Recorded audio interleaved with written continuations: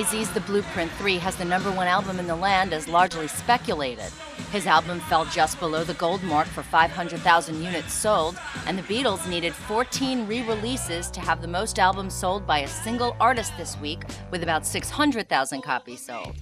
The biggest seller of that bunch was Abbey Road, which sold 90,000, but since it's a catalog album, it doesn't qualify for Billboard 200 consideration. All of the Beatles' individual album reissues are eligible to chart on both the Top Comprehensive Albums chart and Top Pop Catalog Albums chart. However, the box sets The Beatles in Stereo and Beatles in Mono are considered new releases and eligible for inclusion in the Billboard 200. They will debut at number 15 and number 40, respectively. This opened the way for Boys Like Girls to get a piece of the top 10 with their new album, Love Drunk. It debuted at number 8 on the Billboard Top 200 album chart.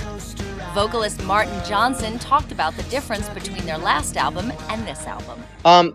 Our last record we did all with Matt Squire down in Maryland. In a garage. And this one we split up. We lived in his basement. So we split this one up half in New York with Sam and Sluggo, who helped us on our first record, and the other half with Brian Howes in Vancouver. And it was really cool to go, in one place and not get too cooped up. So we split it up, and they both brought different energies.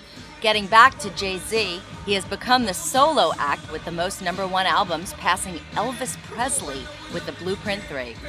He still lags behind the Beatles, who have 19 #1 albums. Tell me what the name of this shit.